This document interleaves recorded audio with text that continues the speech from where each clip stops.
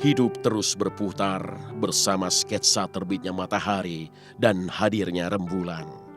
Seperti itu pula Mandra melakoni hidupnya. Ia terus melangkah tanpa lelah untuk menjadikan kesenian sebagai nadi kehidupannya.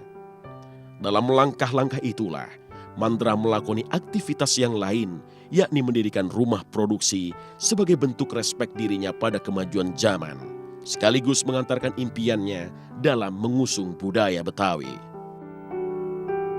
Kalaupun memang saya ada beberapa produksi, sekarang saya nggak pernah terlibat, entah itu main maupun penyutradaraan. Saya cuma bicara masalah pembuatan skenario dan sampai ke revisi dan lain sebagainya, yang kaitannya sampai situ. Kembali ke masalah anggaran dan lain sebagainya yang hubungannya dengan masalah berjalannya produksi, itu ada tugasnya masing-masing yang sekarang saya udah serahkan ke bidangnya masing-masing. Dan tugas saya sekarang ini, saya cuma itu tadi, saya membuat salah satu komunitas yang hubungannya dengan masalah pengetahuan tentang budaya. Memang suka dukanya anak sekarang kan dia lebih cenderung yang kaitannya kalau diajak mau mengenal dunia barat, dia nggak disuruh juga kayaknya udah bisa jalan sendiri. Tapi untuk memperkenalkan budaya itu sendiri amat sangat berat dan sulit. Tapi apa yang sekarang saya lakukan alhamdulillah sudah berkembang, karena saya udah 1 tahun lebih ini saya sedang membuat salah satu misi yang kaitannya dengan masalah penjabaran mengenali dalam hal yang kaitannya dengan masalah budaya itu sendiri. Meski pernah mencecap sukses, namun Mandra bukan tipe orang yang lupa kacang pada kulitnya. Ia tak pernah berpisah dari sejarah masa lalunya yang telah membesarkan dirinya seperti sekarang ini. Bentuk hormat dan patuhnya Mandra pada sejarah hidupnya, ia dedikasikan di sebuah jelujur halaman rumah yang berisikan jasad orang tuanya. Bagi Mandra, orang tua khususnya ibu adalah sosok yang tak tergantikan.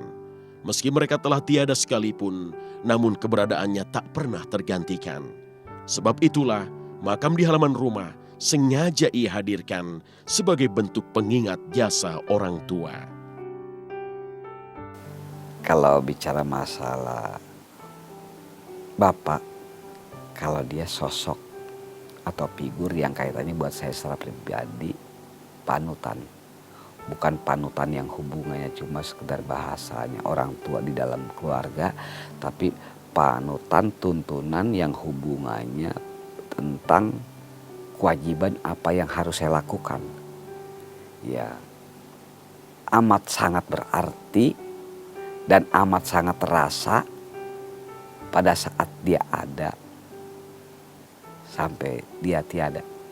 Nah, kalau ibu biar bagaimanapun juga nggak ada duanya. Dengan penyabar, pengayom, sekaligus pelindung segala-galanya. Pokoknya ibu segala-galanya buat saya. Alhamdulillah saya punya tempat agak lebih. Pemakamannya pun saya taruh di depan rumah saya. Dengan harapan kalau dia pada saat kecil dia bisa membimbing, mengurus dan lain sebagainya. Insya Allah saya kalau dia ada di situ sampai saat ini selalu saya ingat jasa, saya ingat pesan, saya ingat juga saya akan seperti itu. Merawat, menjaga, bukan cuma makam, tapi melestarikan, melanjutkan apa yang menjadi salah satu keinginan orang tua kita sendiri. Jadi kalau sekarang sih dia cuma merawat kali kalau untuk makam, riwayat makam. Jadi nggak ada kesan bahwa makam tuh ditarik sini, tarik sana, dipindahin, nggak ada. Kan kalau orang Betawi, makam tuh dulu jadi nggak ada, karena nggak ada makam umum, makam tuh di kebun masing-masing. Mandra adalah potret seniman Betawi yang tetap bangga pada tradisi kedaerahan. Ia bangga pada Betawi, juga bangga pada Indonesia. Dalam setitik perenungannya, Mandra menginginkan negeri ini memiliki generasi-generasi yang peduli pada adiluhung budaya bangsanya. Inilah sebuah keinginan juga sebuah harapan yang bersampan dalam ujian derasnya arus modernisasi. Pesan saya di luar pelaku, kalau pelaku, harapan saya dalamilah, tekunilah bidang masing-masing. Jangan tanggung, karena kalau tanggung akan mengambang. Karena kalau mengambang akan tergoyang, terombang-ambing. Nah, untuk di luar pelaku, kenalilah, dalamilah yang kaitannya dengan budaya masing-masing. Karena budaya bagian dari cikal bakal manusia itu sendiri. Jangan sampai budaya kita di masa yang akan datang flat. Artinya saya udah bersyukur sama dia bisa ngerespon apa yang saya mau. Kebetulan dia juga apa yang dia mau satu arah tujuan untuk melestarikan seni dan budaya. Ketika zaman semakin tua, ketika warisan leluhur bangsa makin terseok tertinggal di barisan belakang, maka disitulah diperlukan sosok-sosok yang peduli untuk menyelamatkan karya luhur seni dan budaya bangsa ini. Para pelestari seni dan budaya haruslah dimunculkan, karena jika terlambat dan tak ada regenerasi, maka ucapan tabik, tanda selamat tinggal, bakal terdengar. Dalam segala keterbatasan, Mandra terus menderukan semangatnya untuk menjadikan budaya Betawi dan budaya-budaya asli anak negeri lainnya tetap lestari. Semoga harapan Mandra terwujud agar kelak ada penyaksi tentang betapa hebatnya budaya asli negeri ini. Paling tidak saya berharap buat masyarakat yang lahir di kota Jakarta, yang katanya anak Betawi, harapan saya biar dia mengenal budayanya. Enggak sekedar cuma bahasanya, saya tahu saya asli anak Betawi, tapi Betawi itu sendiri dia nggak tahu.